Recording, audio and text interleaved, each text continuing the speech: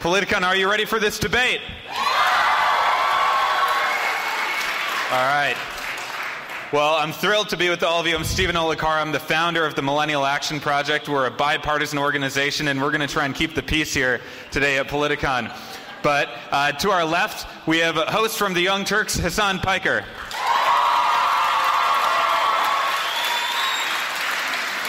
And on the right, we have the founder and executive director of Turning Point USA, Charlie Kirk.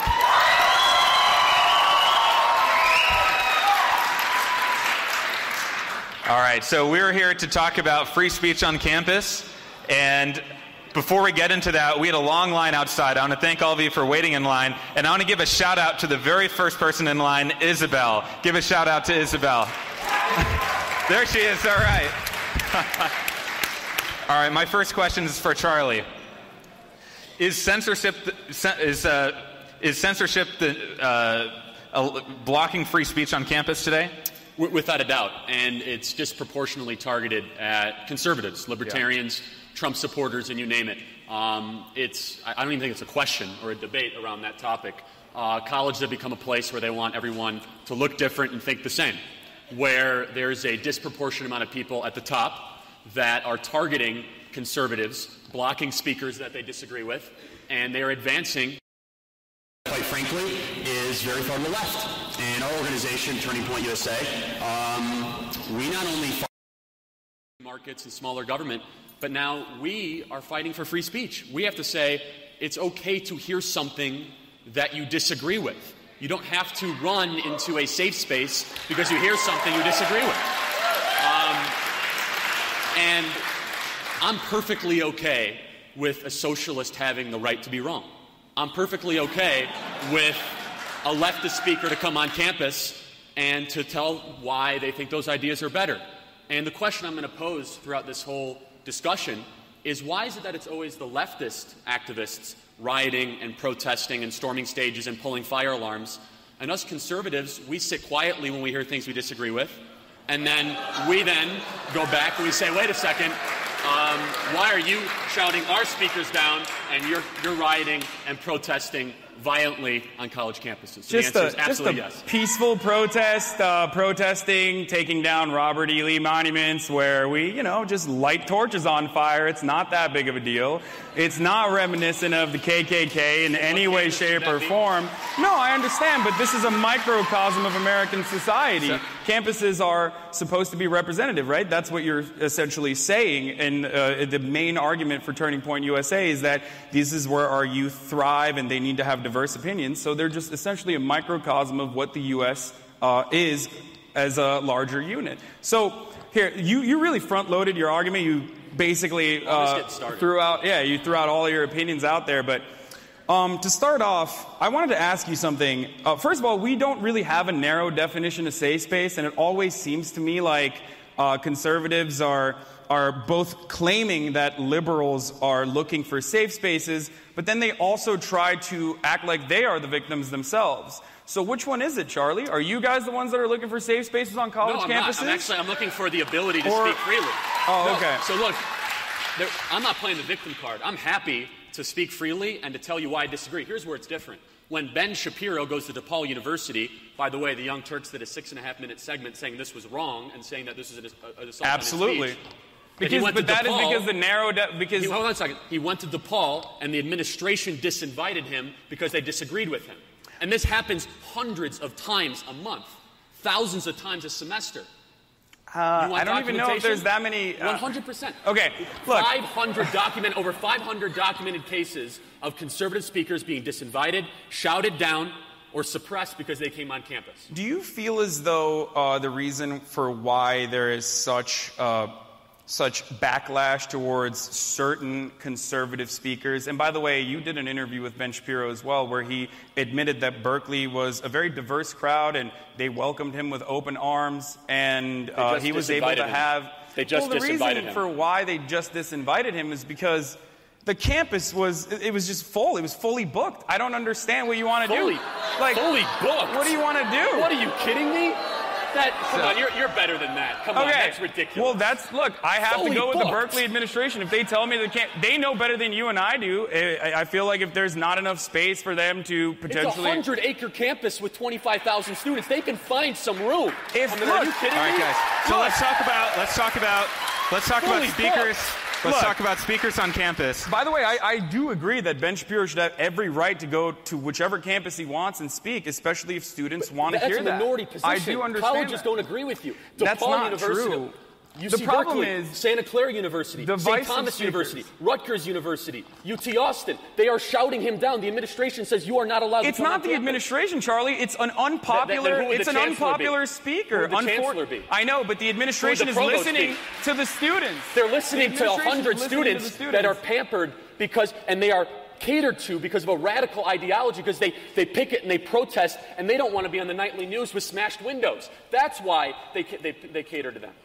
Look, right? should college administrations not listen to the wants of their students? Why are they creating Look, if there is a divisive speaker, and by the way, like I mentioned time and time again, everyone has the right to protest if they don't want a specific speaker to come to campus. If they feel like campuses are wasting money on both protecting these speakers because their rhetoric is so violently extremist and targeting specific subsects of society and alienated. So, Hasan, let me just ask you, hold on, Charlie. So let me just ask, where is the line for speakers on campus? I think both of you say you support free speech. You want to have a diversity of ideas on campus. So let me ask you, Hasan, when does a speaker go beyond the line and they should be disinvited? Look, I think every speaker should be on campus. I personally agree with that. Even if they are violent Nazis like Richard Spencer, we agree that every speaker should be on campus. Yeah, I agree with that. And personally, in a perfect world, I wish people wouldn't protest and let them talk to a crowd of 30 other horny MAGA chuds that basically listen to the racist, violent shit that they have to say. And by the way, no offense, I'm not saying all of you guys are horny MAGA chuds. I have plenty of friends that are conservative. MAGA chuds, same thing, right? Not really. I think very elitist statement towards supporters of Donald Trump. I think you and I would agree that people that support Richard Spencer are absolutely insane. I would never support Richard Spencer. In fact, we've said time and time again. But the administration, speak on campus. But the same foundation that books you as a speaker, or Turning Point USA as a speaker on college campuses, also has fought to book Richard Spencer on college campuses. Also has fought to book, Young Republicans or something? It's like the Young Conservatives. What are you talking about? They have booked Richard Spencer. We've never booked Richard Spencer. I only go through my own organization. Not you. Not Turning Point USA. I never speak on anyone except my own behalf. I have no idea what you're talking about. The same organization that fights for the rights under the pretense of free speech for Richard Spencer to talk on college campuses, and Milo Yiannopoulos to talk on college campuses, for Ted Nugent to talk on college campuses, a person who has called for the assassination of the president in the past time and time again, also has booked you or has fought for your right to talk on college campuses. And I will fight for their right to talk on college campuses. And when they go, people won't show up. They'll look like idiots, which Richard Spencer is. And more speech is the answer to hate speech, not less speech. Yeah, allowing more ideas and perspectives to be heard. By the way, going back to the safe space argument.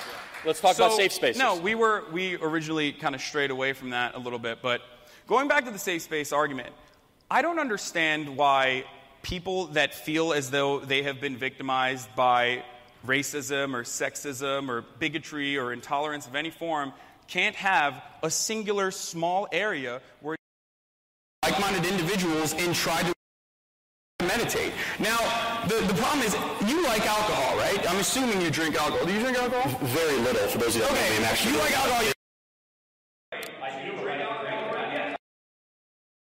Where you want. Why would you want to bring alcohol into an AA meeting? Why would you want to enforce the whole concept that safe spaces are intolerant areas where free speech can't thrive? You're putting words in my mouth. I think they're wrong for campus culture. I think they divide people. Why do you think they're wrong for campus culture? So here's why. When there's safe spaces that say white people are not allowed in them, do you agree with that? No, of course I don't. They exist on over 200 college campuses. I can supply. Okay.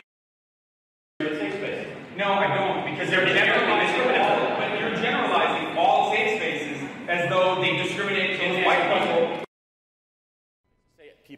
LGBT community only. Isn't that inherently discriminatory? I agree that It's if not? people... No, hold on. Do you want me to explain I would love my to side, hear or why. do you wanna, okay. I don't think that anyone should be discriminated against.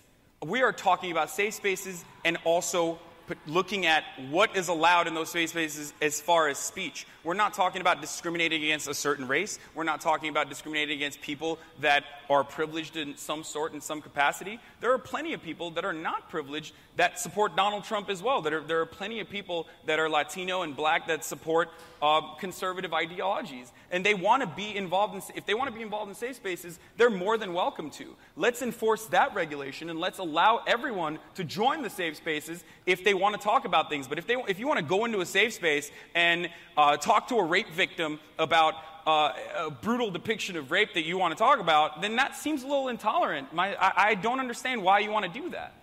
So we were talking just beforehand about our respective college experiences. Both of you have very different experiences. Charlie, you were talking about how you didn't go to college. Correct. Hasan, you were talking about at Rutgers. This was potentially prior to the whole safe space movement, right? Yeah, I graduated in 2013, and back when I was in a fraternity, actually, at Rutgers University, Tyler Clementi committed suicide. It was national news, and after that, they created the Rainbow Dorms, if I remember correctly. And I feel like if you're discriminated against your entire life, and you come to a diverse campus where people should tolerate you, and then you're bullied by your roommate for something that you can't change about yourself, and you are looking for a safe space would have saved Tyler Clementi's life. So when you're against safe spaces, you're essentially against people that feel like they've been victimized, that do end up harming themselves or committing suicide even in the worst cases possible, and you're against that. So let's talk about safe. Your definition of a safe space is not what they've become. You're talking about but you didn't even go to college. Place. You don't know what safe spaces are like in every college. I don't understand. I run an organization on 1,200 college and high school campuses. You Thank run you an very much. organization that tries to indoctrinate youths to an unpopular idea that not a lot of people to believe in the values of free markets and the Constitution. I know. What's going on with indoctrination You're on college campuses. such a big free markets fan. I'm a big free market guy. No, I understand that. You're such a big free markets fan, except you created an organization that essentially tries to game the system, that it seems as though college campuses that are largely progressive, as you've self-admitted, are not necessarily progressive in their representatives, in the elected student officials. So how is that free market? If you're such a free market advocate, then why don't you just go out and create a college campus that has conservative leanings? Why don't you just create a college that has conservative professors? Is it because Trump University was like kind of an instance of that and it failed spectacularly? So there's a lot there. So if you want to put Turning Point USA on trial, I'm more than happy to defend how we had 1,000 young women attend our Young Women's Leadership Summit, the largest young Latino leadership summit, high school leadership conference, chapter leader summit. We're the fastest growing young conservative organization in the country. I'm happy to defend that. But back to what you were saying about safe spaces, there's a difference between a place where people can seek needed mental health assistance and a place where it is discriminatory against other students on campus, and that creates a culture that is inherently, quite frankly, it creates a generation looking to be offended by something with microaggressions and trigger warnings. And they're walking around and saying, I need a safe space because I heard an idea I disagree with. So, Charlie, just to get back to the original question here. It is interesting to me, though, that you feel as though you know what's best for the entire student population of America. Did I say once, get rid of safe spaces? Did I say that? I say they're wrong.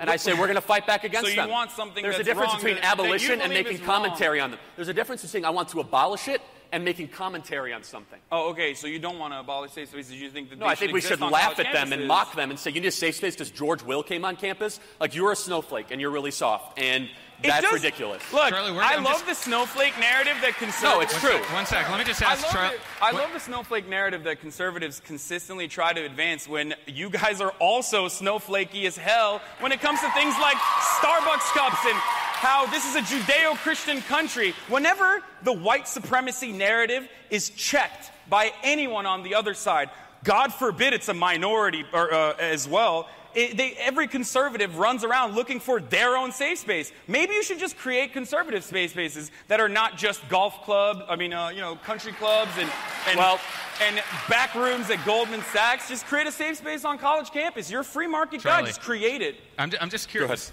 Just curious, Charlie. because we were talking backstage about kind of our respective experiences. What triggered your whole passion for this issue? I'm just careful choice of words here. But what sparked your passion for this issue? Because you probably didn't have personal experience with safe spaces early on. It sounds like it came later for you. Maybe you wouldn't be so conservative if you had your own personal safe space when you were growing up. Or maybe...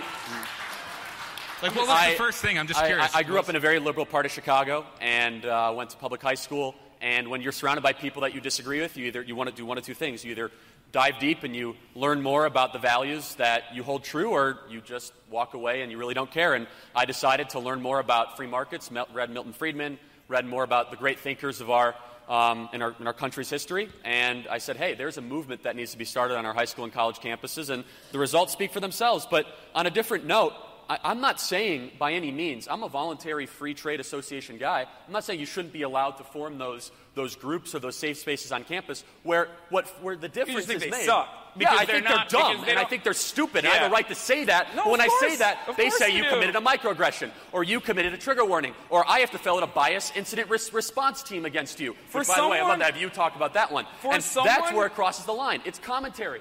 For someone who consistently talks about how I'm putting words in your mouth, you constantly act like I'm the type of person who says trigger warnings and you're committing a microaggression against me. So that's the problem. Not everyone is as weak as you try to portray them to be. But if there are people that genuinely look for somewhere, that look to others to talk to them, to heal themselves in some capacity, why is that such a big thing that you're triggered by? How does that infringe on your liberties? Because one of the things that I hate, one of the things that I don't understand, and it really bothers me, is how much conservatives that talk about freedoms and how they're in favor of protecting your freedoms like to infringe on other people's liberties. Why? I'm saying doing that? I'm saying you can do that, and there's something very wrong about it, and you're a soft person. For example, if Donald Trump comes to your campus... Do I strike you as a soft person? Not you. I'm saying the people that need safe spaces on college campus because Donald Trump shows up. Yeah, I know. Rape victims are so soft. No, seriously. Soft.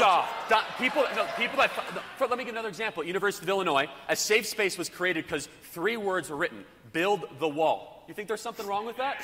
Because you need a safe space because 3 words were written. Why do you think there's something wrong with building a safe space because someone wrote build the wall? That's what I don't understand. I think they're very soft. It's commentary on our generation. Okay, you can do that. Why are you making... Let them be softer, and if you think that your argument is stronger, then in the free market of ideas, your arguments will eventually win. The reality is, the freedom of speech gives you the right to say whatever the hell you want. But it doesn't give you the right to be popular, Charlie.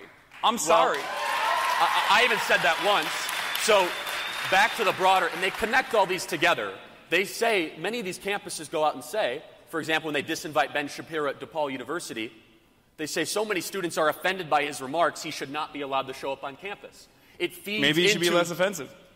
But he might be offensive. Does that mean he should be blocked from campus? I don't think so, but maybe he should be less offensive. Like I said, well, now you're making a commentary on his remarks. So now you can't have it both ways. People are going to be offended if you are reactionary in some way and you try to bring about some sort of negative reaction in your commentary by purposely identifying and attacking certain subsects of society. They're going to react. Like, I don't advocate for punching a Nazi. That's actually a highly debated question for some reason. I don't know why. I don't condone violence in any way, shape, or form. We agree. However, yeah, of course we agree. That's crazy talk, right? Not everyone on the left agrees. That's not true. You're putting words in the mouths of the people on the left, like you always criticize. Plenty of examples I could say them. But hold on. Look, what I'm trying to say is, Ben Shapiro has every right to say whatever he wants, and if they're specifically targeting certain groups and they're upset by that, unfortunately, when you are face-to-face with those people that you are personally attacking, they're going to react. That's the reason why there are so many organizations that try to bring, or used to try to bring, Milo Yiannopoulos, who is a known pedophile, onto college campuses. The reason why they were trying to do that was in protest. They wanted to showcase that the left was actually intolerant, and they would bring him, and we fell, unfortunately, into that trap. I agree with that. I don't think that we should have protested Milo Yiannopoulos as much, and I get attacked by the left as well for my opinion on this, because when you don't protest someone like Milo Yiannopoulos, he just essentially talks to 30 students that kind of wanted to hear what he had to say, and after that is all said and done, he goes back to his house, and I don't know what he does, but in the end of the day, when no one protests him, he only sells 152 books in London. That's all. Like when there's no sort of reaction for a reactionary pundit, he loses. So let's go back to. So why would I advocate for protesting them? Sorry, I'm just. So Charlie, I have a question for you. You've talked about the liberal bias in academia. Yes. What are the incentives behind that? Like, why did, in your perspective, why did that come to be? Well, there's a lot of reasons, and it's undeniable that professors are tilted far to the left. An independent study showed that professors 12-1 are registered Democrat versus Republican. Why? Is it because they don't have jobs at Goldman Sachs? Maybe get the well, Goldman Sachs again, let me employees finish to be it. professors. Well, no, it's actually so. If you insult conservatives, I'll insult liberals. It's because conservatives are more likely to go make a bunch of money, and liberals aren't. So you want to get to there? We'll say that. So I think. Yeah, let me say that conservatives are more likely to endow their professorships. Conservatives are more likely to have their names on the buildings. Conservatives are more likely to create the jobs answer the question, on Charlie. campus. Exactly. So you want to throw it, you got to take it. Charlie. Oh no, I'll absolutely, I'll absolutely take it. Like the reason, look, Jared Kushner can only get into college if his dad pays Harvard $3 million. And I get that. Like, I'm glad that conservatives are doing their own form of affirmative action. This is something you guys criticize all the time, to ensure that their white supremacy is left unchecked so they can still go to the best college campuses and still get the best jobs possible. But like I'm saying, Turning Point USA, as a libertarian, you've admitted that you're a libertarian. Conservatarian, or a libertarian. Conservatarian. I like that. You're very good at branding things. I like it. No, it's good. Big government sucks. Like, anyway, look. What I'm trying to say is, look. So you're a free market capitalist, right? 100%. Yeah, of course. But then instead of utilizing the supposed free market that you abide by, that you think is the only truth, you instead try to game the system by feeding money from wealthy donors from Turning Point USA, feeding money into college campuses so that conservatives are disproportionately represented. And it still fails, by the way. In the end of the day, it's very difficult to elect someone that's unlikable. It's very difficult to elect a conservative student body leader in a college campus that is largely progressive. So why are you if you're criticizing the system, you have every right to do so. But then why are you taking advantage of the system and trying to game it in your way? It's almost like you want more regulations so that they enforce your opinions on college campuses rather than. I'm not exactly sure your question. Like, why do we start? Why do we start chapters? USA is basically like a pack for absolutely not. We're a grassroots student movement movement on thousands of campuses across the country. We had 1,000 young women at our leadership summit, Who are organically rising up. Who are your we have over donors 7,000 donors across the country. You want to see it? Go to our website. Who are your biggest donors? You want to name them? Go to our website. People that have started huge companies, people that have been very successful. Our average contribution is lower than Bernie Sanders' average contribution, so we're kind of proud of that. It's $52. Bernie Sanders was $73, so we're very proud of that. Grassroots movement of big donors, small donors, tax-deductible organization focused on training, activating, and educating young people around these values. Indoctrinating people into progressive ideologies. Enlightening and no exposing, not indoctrinating. If our movement was so sucky, then why are we growing like leaps and bounds and chapters starting all across the country? So I'm happy. I'm happy that there's an organization that is actually representative of conservative. Can I ask you a question, Charlie? Do you want to? Yes. Talk about how academia. I think there was a question. There was a question, right? yeah. Before I got interrupted. So I think, first of all, there are a lot of interesting topics to discuss here. But personally attacking each other and each other's organization is not going to achieve the substance that I think people care about in this audience. So, no, because I've heard you, Charlie, and many others talk about the liberal bias in academia, and I'm really curious, like, what is really driving that? Are students just generally, as Hasan was referencing earlier, more progressive and it's harder for conservatives to get elected? Or are there some other drivers that we need to know about? There's nothing wrong with this, but people who are more liberal tend to go into academia. And I don't mean that as an insult or anything. It's just truth. Yeah. So that's why academia ends up being more to the left. The commentary we make and the reform where we say we want intellectual diversity and more representation. When you have a country that is split about 40-40 and then 20 in the middle, and academia is 90-10, there's something wrong with that. Now, I'm all for free speech and all that. I'm not saying firing professors and all that, but I'm saying adding different perspectives, beliefs, and opinions, endowing different professors, different schools that are getting blocked by administration, especially in these different schools of business and finance. You should have an equal representation where people hear both sides of the argument. That's all we're saying. Why won't the conservative mega donors that contribute to the endowment of these supposedly liberal, radically liberal college campuses, why won't they say something to the administration? Okay, so what you're saying is that these donors don't even pull their funding. Well, they are too. But okay. What I'm saying is that it's been going on for 60 years, and it's so tilted and it's so out of whack that it's more than entirely possible to go to Harvard, Princeton, Yale, Stanford, and not hear one good thing about a conservative idea for more than 10 minutes in 4 years. It's more than entirely possible. I don't agree with that because possible. Milton Friedman is dead. I understand, but his books are still in classes that are introductory. What is the most read book in college today? Number one. I have no idea. Communist Manifesto. The Communist Manifesto. It is. You can laugh. It's documented by the Council of Higher Education. I wish more people read it and understood it then. I don't know. I mean, I think it's contributed to the death of 100 million people in the last 100 years. But minor this details. narrative. Okay. So before we started, we weren't going to talk about how you falsely equate democratic socialism into communism. But I guess if you want to go there, we could. If we want to talk about the failures of Venezuela, Argentina, Brazil, I love the Cuba, way you say Venezuela. Western Europe, and everywhere Marxism has been tried, then let's talk about it. Let's look at a but libertarian I thought we were talking society. about free speech. But you did, yeah.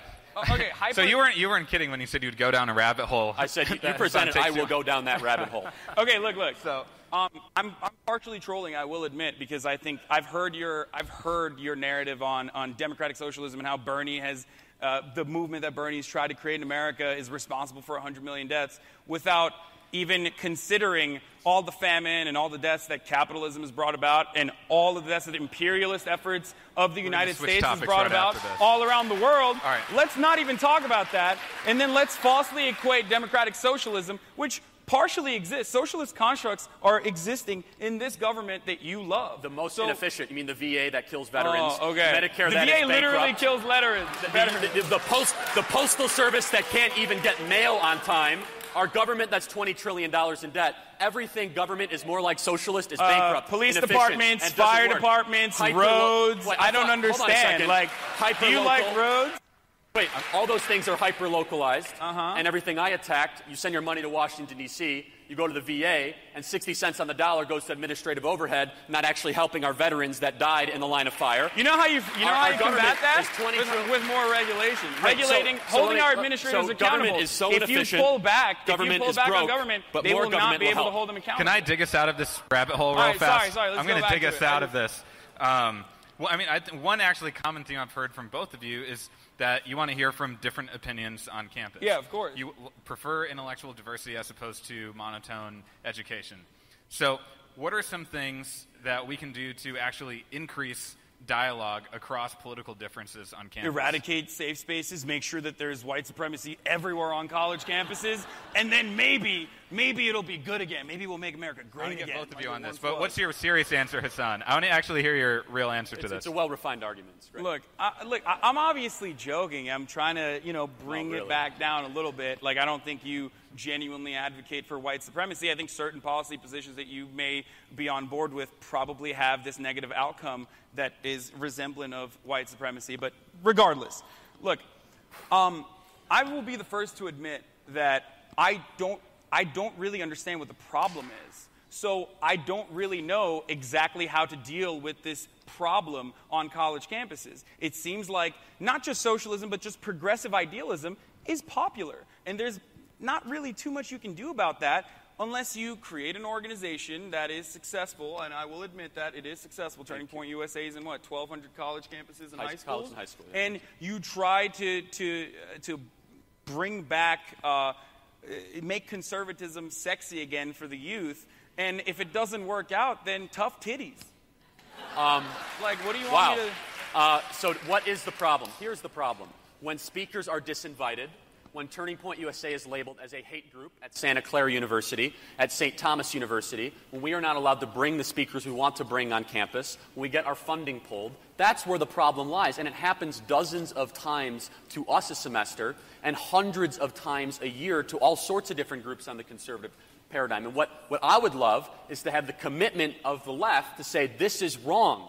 We will fight for free speech. We will say, yes, Ben Shapiro, you should be able to come to DePaul, which the Young Turks rightfully said, and we appreciate it. No, I say that too. But if you're not popular, if you say unpopular things, you're not popular. He packs rooms when he comes on campus. Yeah, people that, want to criticize him for the most part. And like I said, I agree with that. I think Ben Shapiro should be able to speak on college campuses. That's the problem. But if he can't, because he's so unpopular, then don't do it on a college campus. Do it like right next to a college campus. Do it at a McDonald's. Capitalism, right? He is popular. I don't know why we're arguing whether Ben Shapiro or not. But it's emblematic because he's disinvited from many campuses every year, and he's just one part of it. So do you really think that there are there's this groundswell of support for not only Ben Shapiro but conservative ideology on college campuses? And for some reason, I'm trying to understand this. So no, it's good. And administrations are just they're fascist, and college campuses are islands of totalitarian thought, as you said before. Yeah, he attributed it. No, of course, I'm listening to. I've watched your videos, unfortunately, but I'm just kidding. No, Charlie's very well spoken. He's great. That's why conservative donors pay him a lot of money to go to college campuses and promote these intolerant ideas. But it's look. That's a compliment. So just take it. I'll take it as a compliment. Yeah. So why do you think there's so much backlash against these ideas if they're not unpopular? Where do you think it comes from? Well, so I will say. And how do you stop that? Well, my opinion is that there is a curiosity towards these ideas on college campuses. And according to CNN exit polls, which I've called fake news plenty of times, Donald Trump won the youth vote in Wisconsin of the 18 to 30 demographic. It is unmistakable that there is a move to the right amongst younger Americans versus when Barack Obama was president. And that scares a lot of people. It does. And I will say one final thing. Out of the youth, you're hyper-targeting Wisconsin, but that was a battleground state that did help. I know, but overall, how many more people voted for Hillary Clinton than they did, and reluctantly or not? Actually, Hillary Clinton had 20% less millennial support than Barack Obama for a lot of different reasons, but she because it was negative campaigning on both ends, but that doesn't. Wait, why are you trying to equate it to? Okay. You asked is there a groundswell? The answer is absolutely yes. No, but what I'm asking is, dramatic amount of new interest are in these millennials ideas more in favor of progressive ideas? And you have admitted already that they are, and it's such an overwhelming majority amongst young people to favor ideas that would have been considered, and you still consider radical, like democratic socialism, that you're the one who's terrified. You're the one who's afraid that this country might actually have some sort of positive change. You're the one who's afraid that white supremacy might potentially be checked, that misogyny, that patriarchy, that racism. I know, but look, Bill O'Reilly, Bill O'Reilly, and who's a representative of Fox News, has talked about abolishing the Electoral College and its negative outcomes on the white supremacy, the white establishment. This is a terrifying thought for a lot of people, whether you want to admit it or not. You probably see it in the back of your minds that, hey, this is something that's happening, and unfortunately, we've had a pretty good run for the past couple of centuries, and right now that's changing because of all these movements, and now you're the one who's terrified, so much so that you're trying to indoctrinate the youth into thinking that equality is bad, to thinking that all of these opinions are wrong. So this is becoming more personal than I thought it would. But you're all over the place there with Electoral College, white supremacy. I'm not indoctrinating anyone. There's a lot that's wrong with the conservative movement. I'm sorry. Well, which is why it's unpopular. We're winning and you're losing. So that's dishonest. So the final point, I'm not indoctrinating anyone. I don't control the colleges. We are enlightening young people to what they are not hearing in the lecture hall. And if it's such a bad idea, if what we are saying is so hateful and so radical, then why is it when we show up on these campuses, we have record number of people come to our meetings and come to hear our speakers, and why we're growing like unbelievable. Why is that? But Hasan, you don't have a problem with Turning Point? No, of course not. I think it's just ironic that someone who believes in or promotes free market capitalism is so upset with the free marketplace of ideas, basically saying that we like progressive ideas. He's so upset with it that he had to create an organization against it. But as a free market capitalist, I see a problem and I look for a solution. It's basic competition. So no, I mean, totally get I'm not it. trying to regulate those ideas. You are. That a liberal should not be allowed to speak on a college campus. Why don't conservative groups picket and protest, pull fire alarms, and storm the stages? Wait, have you heard of a little movement called the Tea Party? I'm sorry. No. Answer the question. Wait. Why don't conservative groups shout down speakers? Because right now conservatives are not the underdog. Democrats are. No. You've mentioned. Wait, on like college that's how it works. College campuses, conservatives are not the underdog. But I thought you just said that you guys are winning. There's so much winning happening for the conservative we're winning movement. politically, but on college campuses, yeah. Where people fight for your history. So, storming the stage when Ben Shapiro comes and speak, or when I come and speak, and they storm the stage is fighting for civil They liberties. really stormed the stage when you came to speak? Yeah. Man, you should. I sucks that you're not that popular. I don't know what to say. Or maybe they don't want to hear what I have to say. But I do. Hasan, you would denounce people storming the stage when... Why hundreds of times a year? Why get so bent up? Like, why get so bent out of shape for something that Charlie has to say? Let him say it to his small audience. The reaction that I have more Twitter followers than you do, so let's just get into that. So. Wait. Should we put your Twitter to an audit? Because I get more retweets than you do. Not Is even this a close. popularity Someone contest? check that. Check my last 10 understand. tweets. Check his last 10 tweets. This became the most millennial conversation ever, by the way. It's not even close. We're like, not even close. I'm not even going to put out the Instagram contest because that's not even a thing. Let's talk. Anyway, Let's talk about the Facebook contest. Look. So, I guess my ideas suck so hard that I get 10,000 retweets. I mean, I'm glad we've devolved into... I know. What are we doing right now? This is so stupid. Followers, Look. But I'm really glad that we had a productive discussion on how we can increase dialogue on campus. I'm really proud of that. So I enjoyed it first. So actually, so I want to give Charlie a chance to answer that question. Like, what are some? Charlie's still pissed about his Facebook followers right now on Instagram. He's like, the Instagram needs work, but Facebook is fine. So go ahead. I mean, you're saying that conservative views are looked down upon on campuses, and you're building this presence on many campuses across the country. What are some concrete things you can do to build a dialogue across these political differences on campus? Well, and we host debates, and we're not afraid to do that. And look, just here's something that you disagree with without having to yell safety or having to go to a bias report team, or without having to say, oh my goodness, saying the words illegal immigrant means that's a microaggression. I mean, here's something that you disagree with. illegal immigrant. I mean, yeah, you're happy to say it. But look, you're different. You're not the norm. I think you'd be surprised if I don't think the people that you claim are the norm is the norm either. But if they have a right. They have a right to be offended. They have a right to be upset. They don't have a right to shut someone up when they visit on campus. But you're trying to shut them up. But you are so offended that I hate to go back to the same cyclical argument, but you are so upset that people even have a place that they can go to rid themselves of intolerance for just a moment. That is how much you're afraid of ideas that you think are radical. I don't know what else to say about it. I was talking about shouting down speakers, not about safe spaces. I think we've already discussed that plenty. Okay. But again, don't you find it troubling that when a conservative speaker would it be better if you could go to a safe space after they shout your ideas are stupid? Well, no, I mean, here's the thing. We're not advocating for it. We just want the ability to peacefully bring a speaker on campus without having to worry about a riot. And it's not a protest. Most of the times these are riots.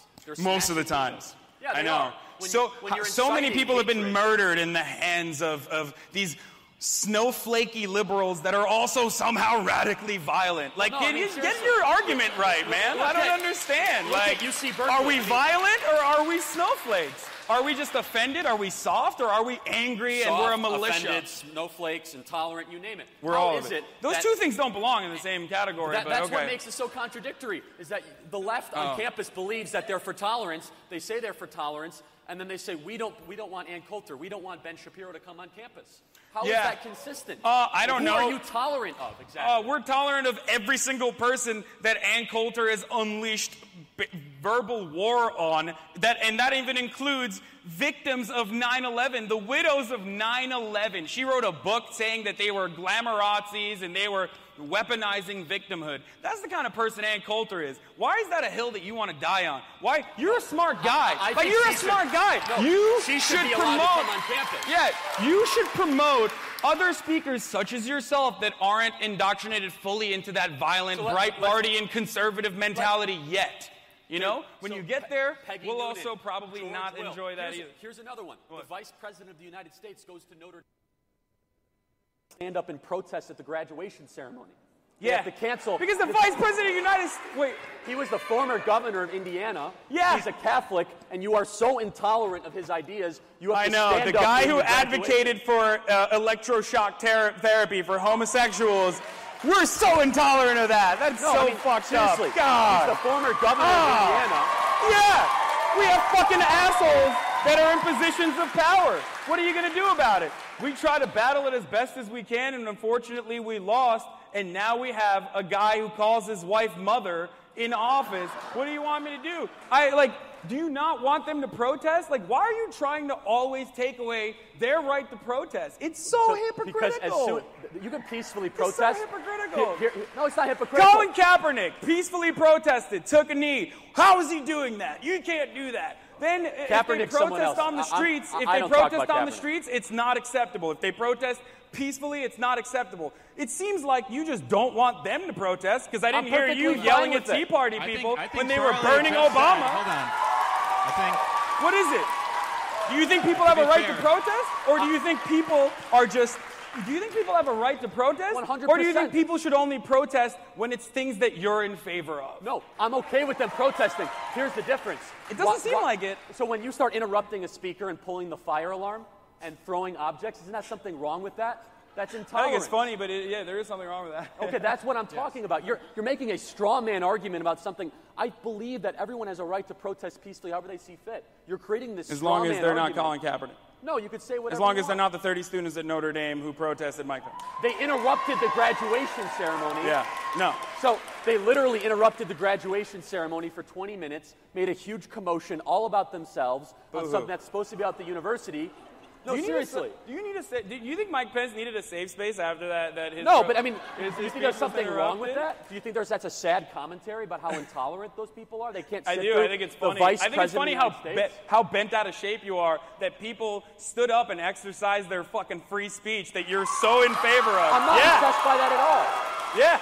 You're so angry at them. You're like, oh, how dare they? 30 students, who cares? The man has advocated for gay conversion therapy. Do you think it was this right is what our country is now. That's where we're at now. Of course, I don't think that's right. Okay, that's what I was saying, so we agree. They can protest that. I think that's a terrible idea. I was making a commentary on what they were doing, not saying they didn't have a right to do it. You're making this straw man arguments, two totally different things. Okay. Two totally different things. My bad. You're right.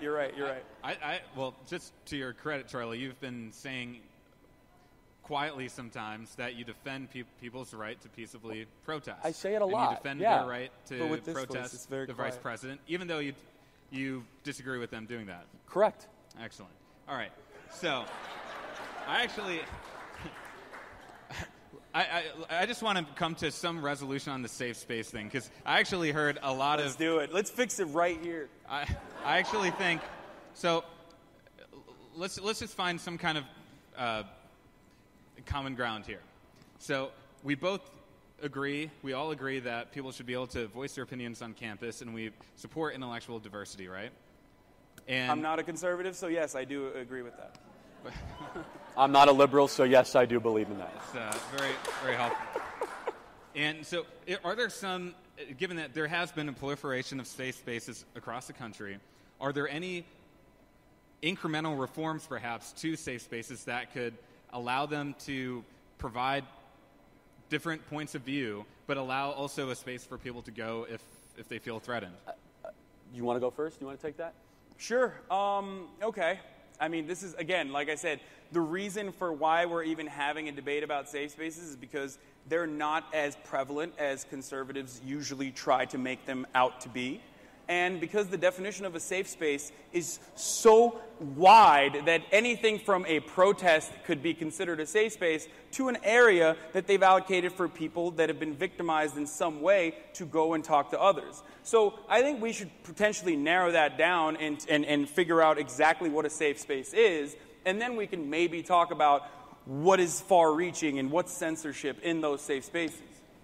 My focus is more on students that have to be restricted to free speech zones, which is another thing we didn't even get into, which is actual physical locations on college campuses, and only between those locations can you speak freely. Our activists being threatened with arrest when they try to hand out the Constitution on Constitution Day. Oh, that's a really interesting subject, Charlie. You were being threatened with arrest, you actually were handing out constitutions, and it was in violation of the students' campus. I mean, the campus policy on a public university. Inside and of it, we won the lawsuit. So I know, but because we inside won the lawsuit. Constitution, but we won the lawsuit. It was a little byline that said, "Here's how you can donate to Turning Point USA." Why do you have to mask donations under the Constitution? It was actually Heritage Foundation Constitution, so your facts are way wrong. Okay, Heritage Foundation, we were handing out Constitutions. The two seem so similar to one another that the lines get blurry oftentimes. Well, we don't have an office in D.C., and we never will. We were handing out Constitutions on a campus at Grand Valley State University, threatened with arrest on Constitution Day, sued the state of Michigan, and we won the lawsuit. That's where my focus is on free speech. So... And that you is had more, better lawyers, I guess. But listen, we have great lawyers. No, that's of course you prevalent. do. You guys are Republicans. Of course you have better lawyers. But listen. That's not always true. But look, the reason for why they threatened to arrest you or tried to stop you from handing out constitutions was because there was an incentive for people to donate inside the Constitution. That was not at all the reason. It was because we were not in their free speech zone. It's quite ironic that Republicans, again, hide under the pretense that they are all in favor of the Constitution in order to peddle their own agenda once again. So there's a lot of words there.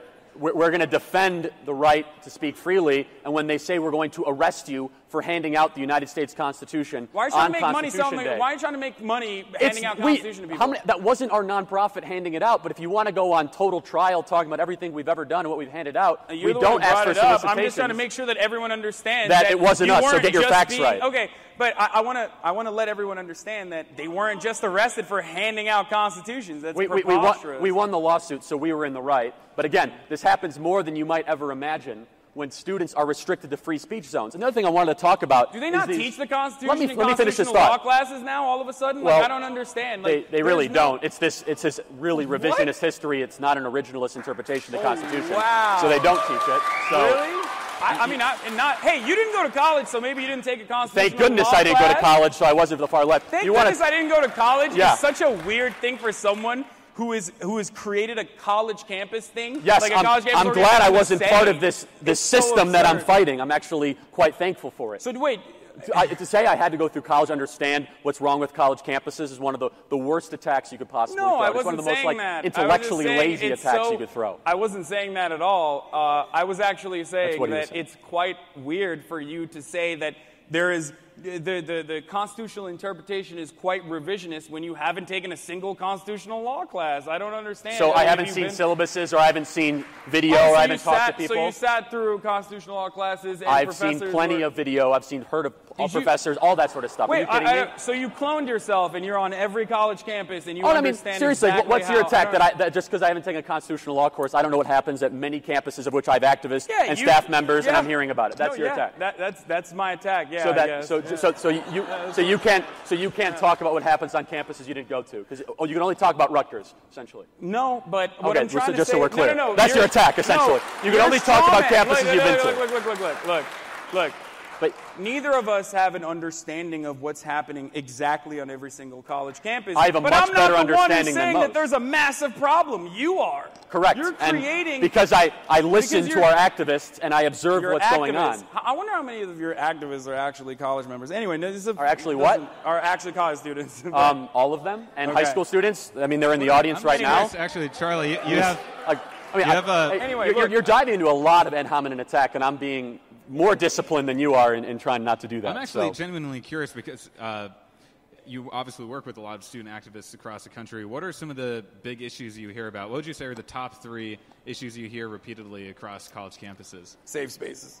Well, I mean, look, the biggest thing that we hear, let's talk about more about policy, is a lot of young people don't trust the government, and they're tired of an establishment that is bought by the well-connected. This is what we agree, Hasan, bought by the well-connected and the rich and powerful few to benefit themselves. So we agree on that. We just disagree on solutions, okay? So I'll take a more principled approach to that. I think that both parties are equally corrupt. I think both parties, I think that, Agreed. right?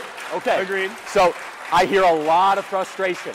So what our argument to young people is, if you don't trust the government, then why do you want to make it bigger? That's our whole argument. And we talk for free enterprise, we talk about the Constitution, we talk about the value of individual liberty to make the life that you see fit, and I think we would agree on a lot of that. Yeah, so, individual liberty, as long as it's not a space where you can try to rehabilitate yourself. And once have I said those shouldn't exist. No, but you're so then why are you advocating saying that? Because just because you're not coming out right and saying that we should abolish safe spaces doesn't mean that your entire narrative is anti-safe space. Like how can you say that? I don't because even understand. I mock them and I make fun of them, okay. but they should be allowed to exist. There's a difference between saying that safe spaces suck, just like you say. How do we get back on safe spaces again? I thought we were talking about. I keep going back to the yeah, same I mean, thing. it's. You're right. We kind of have. What is? Do you have a question specifically for me? As far I mean, we were talking about what do students? young people care about? And I was talking about. And I think the Young Turks audience has a lot of agreement with this, right? Yeah, for sure. I was trying to make you agree, and then I could go back. I know. It's also another debate tactic to bring out applause from everyone in the room when you talk about the points that we agree on. But look, our solution is different. Our solution is different. Our solution is not just larger government. It's a very easy thing to say. We advocate for curbing back on certain expensive expenditure, like military spending, for example. We want different solutions. We are more isolationist by and large. Progressive students. That's what? He said, let's hug ISIS. Okay, sorry. One of your guys, obviously. Okay, look. I just met him today. All right. No, one of your guys isn't like one of your fans. Look. Yeah, go ahead. What I'm saying is, wow, I just got heckled so hard. Let's hug ISIS. That's what I advocate for. I'm like, let's bring ISIS into our country and hug them one by one. Actually, you know what? If we did have a hug ISIS program, maybe we could change some people that are at the brink of radicalization, potentially, understand them. But yeah, I know, those are far too extreme concepts. Look, we want different things. We have different solutions to the problems. We think that it's absolutely preposterous that we live in a country where we are even arguing on the merits of stripping away affordable health care from 22 million Americans so that we can give a tax break so that we can give a tax cut to the wealthy. These are the concepts that we are against. We want socialized medicine. Some of us do. So that's bigger government. That's bigger government. I know, but those are radical ideas for you, and that's what they you're absolutely actually are. terrified by. But Hasan, here's where I'm so curious. I mean, I watch your videos, and I respect a lot of the opinions from the Young Turks. You argue a lot about the rich and the few and the well-connected running our government. And you're like, let's make government super big so those people get even more powerful. That's essentially what you're saying. That's we want such socialized a straw medicine. Man that it's unbelievable. Absurd. Like, obviously, we're not saying let's put more wealthy people into government. Let's create more government corruption. That's my argument. You constantly talk about straw man. Talk about a fucking straw man. Talk about putting words in my mouth. Someone's getting very angry. I know, because it's so hypocritical. Like, it's so hypocritical that you can walk me through how you could have socialized medicine and fix the inefficiencies, the waste, the fraud, the abuse, the corruption, the corporations buying our government. This country, get them more involved in politics, and that's exactly what's happening on the progressive side, just like it's happening on the conservative side as well, like you've mentioned, and hold our administrators accountable. That's what we both preach for. We just have an ideological difference. I would agree with that. And I think that government, as it gets bigger, reduces individual freedom. It's kind of like... It's naturally inefficient. So look at the VA. I mean, how is the VA not the healthcare system you want? Look at the public... Tell me what's wrong with the VA. Because it's underfunded and because it's inflated. It's exploding. Underfunded, it gets $30 billion a year. Wars that some in the Democratic Party, and I oppose too. So tell me, in the Republican the VA Party is the most perfect example of socialized medicine gone wrong. It's government doctors. It is cost overruns. 60% of all money that goes to the VA goes to administrative overhead. Any charitable hospital is less than 5%. They would lose all their funding. By the way, let's fight it together. I'm not saying that the VA is a foolproof I'm system. extremely cynical, and I say government will never be run better. Free enterprise does fix these problems, and as government gets bigger, our freedoms decrease. The problem... Let's talk about public education for one moment. We have 2 minutes left. Let me actually, because we only have a couple minutes. Are we going to take audience questions or not? They told us we can't, unfortunately. But I know, I wanted to also. But we only have a couple minutes left, and I actually think we touched on something really interesting that we should address before we close out. What, that defunding certain institutions because they're not running as efficiently as someone would want is the most ass-backwards argument I've ever heard in my life. Or growing government that's proven to be inefficient, giving it more money, somehow going to work better. The first thing I hear from young members of Congress who get elected, Democrats and Republicans say, I came here to govern, and I'm spending all my time raising money. And I think both sides agree that that's been a problem. And when you spend all your time raising money from largely rich donors, then you have to cater to their needs. So I'm curious, Charlie, you, I think, agree with probably the premise there. Yeah. What is something we can do to help? Actually, the person I'm quoting right now is a Republican member of Congress. Right. So don't interrupt me, because we talked about this backstage. Campaign finance reform is something that we probably agree with different solutions. I think dark money is a problem. I think you should have more transparency. I think you should have 24-hour reporting limits. This idea that you can hide 3 months later and then it comes out in the bottom of a newspaper article is wrong. But I think you should have an unlimited amount of money you can put in. Well, that's where we'll disagree. Here's what I will say is that there's something fundamentally wrong when Republican senators, the first thing they think about is, am I going to lose campaign donations if I vote on XYZ bill? I think there's something wrong with that. But here's where we'll disagree. The donors and the corporations are too powerful because government is too big. If government had limits, they would not be able to buy these different agencies and then bribe politicians to get benefits from the government institution. And I anticipate a different opinion from so why do you want the interests of Koch brothers or the interests of Goldman Sachs to be more important, because that is exactly what will happen when you completely abolish limits. I'm glad you asked that. And in the interest of all of your fans that are sitting right there. But this is such an important point, because the first person to abolish presidential campaign limits since Richard Nixon was Barack Obama, the person who's on your shirt. Ironically. We already talked about this. He already knows. In just a couple words, please say something nice about the other person.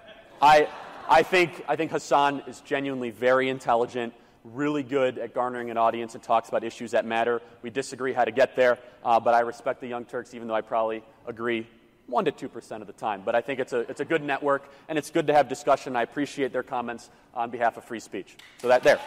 Thank you. Hasan, real quick.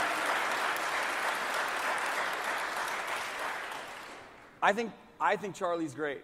Absolutely. You're very well spoken. You are doing something that you believe is very important. And I largely do as well. I think that there should be a representation of conservative ideas everywhere, not just college campuses, everywhere. Conservatives should also feel free to talk about their opinions. I absolutely agree with that. There are definitely certain things that we not only disagree on from an ideological standpoint, we also disagree on some of the false equivalencies. But in the end of the day, you are also a very intelligent person, and I'm happy that we got together. I'm glad that Turning Point USA sponsored this panel. It was awesome. It was a great. I always talk about having open and honest discourse, even though I trolled a little bit, I'll admit, but just good-humored fun. All right, guys. Thank you. I want to say thank you to both of our panelists. Thank you to Charlie Kirk. Thank you, Hasan Piker. Give them a big round of applause.